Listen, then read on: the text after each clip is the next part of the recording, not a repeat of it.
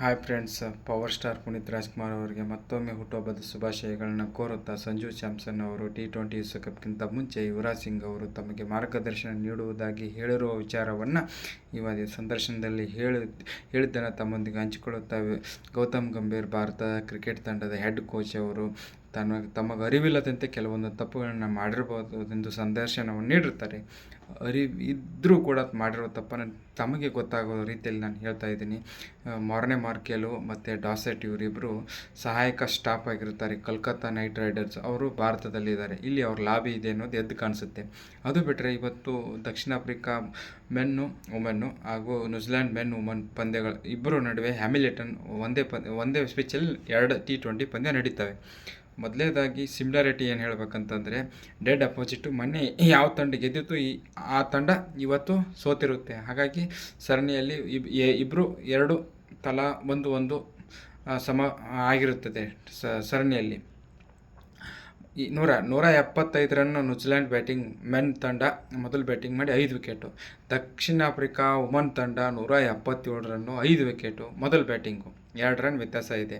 ಇನ್ನು ಕ್ಲರ್ಕ್ಸನ್ New Zealand men ತಂಡದಲ್ಲಿ ಕೇವಲ 9 ಬಾಲಲ್ಲಿ 26 ಅಜೇಯಗೊಳಿಸಿದರೆ, ದಕ್ಷಿಣ ಆಫ್ರಿಕಾದ ಪರವಾಗಿ ರಿನೆಕ್ ಅವರು 8 ಬಾಲಲ್ಲಿ 28 ರನ್ನು ಪಂದ್ಯ ಶ್ರೇಷ್ಠ ಪ್ರಶಸ್ತಿಗೆ ಕಾರಣರಾಗ್ತಾರೆ ಇವರು.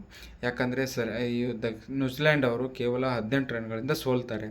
ಇವರು ಹೊಡೆದಂಥ 28 ರನ್ನೇ ಗೆಲುವಿಗೆ ಕಾರಣ ಆಗ್ತೈತೆ ಅಂತ ಹೇಳಿ ಪ್ರಶಸ್ತಿಯನ್ನು ಕೊಡ್ತಾರೆ. ಇನ್ನು ಅಮೇಲಿ ಕೇರ್ ಅವರು 32 ರನ್ನು ಹೈಯೆಸ್ಟ್ ರನ್ನು ಯಾರಿವರು ನ್ಯೂಜಿಲ್ಯಾಂಡ್ ಮಹಿಳಾ ತಂಡದ ಪರವಾಗಿ. ಇನ್ನು ಲಿಂಡೆ ಅವರು ದಕ್ಷಿಣ ಆಫ್ರಿಕಾ ಪರವಾಗಿ 32 ರನ್ ಹೈಯೆಸ್ಟ್, ಅದು ದಕ್ಷಿಣ ಆಫ್ರಿಕಾ ಮೆನ್ ತಂಡದ ಪರವಾಗಿ.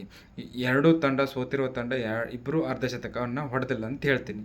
ಇನ್ನು ಡೀಟೇಲಾಗಿ ಹೇಳೋದಂತಂದರೆ, ಇನ್ನು ನ್ಯೂಜಿಲ್ಯಾಂಡ್ ಮೆನ್ ಪರವಾಗಿ ಡೇವಿಡ್ ಕಾನ್ವೇರ್ 60 ರನ್ ಹೊಡೆದು ಪಂದ್ಯ ಶ್ರೇಷ್ಠ ಪ್ರಶಸ್ತಿಗೆ ಕಾರಣರಾಗ್ತಾರೆ. ಬಾಲಿಂಗಲ್ಲಿ ಮಡ್ಲರ್ ಅವರು 2 ವಿಕೆಟ್ ಹೋಗಿದ್ದಾರೆ ದಕ್ಷಿಣ ಆಫ್ರಿಕಾ ಪರವಾಗಿ. ಅದು ಬಿಟ್ಟರೆ ಮಹಿಳಾ ತಂಡದಲ್ಲಿ ದಕ್ಷಿಣ ಆಫ್ರಿಕಾದ ಪರವಾಗಿ ಬ್ರಿಟ್ಸ್ ಅವರು 53 ರನ್ ಹೊಡೆದರೆ ನಾಯಕಿ ಒಲ್ವಾಟ್ ಅವರು 41 ಅಜೇಯಗೊಳಿತಾರೆ. ಬಾಲಿಂಗಲ್ಲಿ ಅಮೇಲಿ ಕೇರ್ ಅವರು 2 ವಿಕೆಟ್ ಹೋಗಿದ್ದಾರೆ ಅಂತ ಹೇಳ್ತಾ, ಈ ದಿನದ ಸ್ವಾರಸ್ಯಕರ ಹಾಗೂ ಸಿಮಿಲಾರಿಟಿ ಕ್ರಿಕೆಟ್ನಲ್ಲಿ ದಾಖಲೆಗಳನ್ನು ತಮ್ಮೊಂದಿಗೆ ಹಂಚಿಕೊಳ್ತಾ, ಇನ್ನೂ ಹೆಚ್ಚು ಕ್ರಿಕೆಟ್ ಸಂಬಂಧಪಟ್ಟಂಥ ವಿಡಿಯೋಗಳನ್ನು ಮಾಡಲು ನನ್ನನ್ನು ಸಬ್ಸ್ಕ್ರೈಬ್ ಮಾಡಬೇಕಾಗಿ ತಮ್ಮಲ್ಲಿ ಮನವಿ ಮಾಡಿಕೊಳ್ಳುತ್ತಾ ಅತ್ಯಂತ ಸಂತೋಷದಿಂದ ನನ್ನ ವಿಡಿಯೋವನ್ನು ಮುಗಿಸ್ತಾ ಇದ್ದೀನಿ ಅಂತ ಹೇಳ್ತಾ, ಎಲ್ಲರಿಗೂ ಶುಭವಾಗಲಿ. ಜೈ ಹಿಂದ್.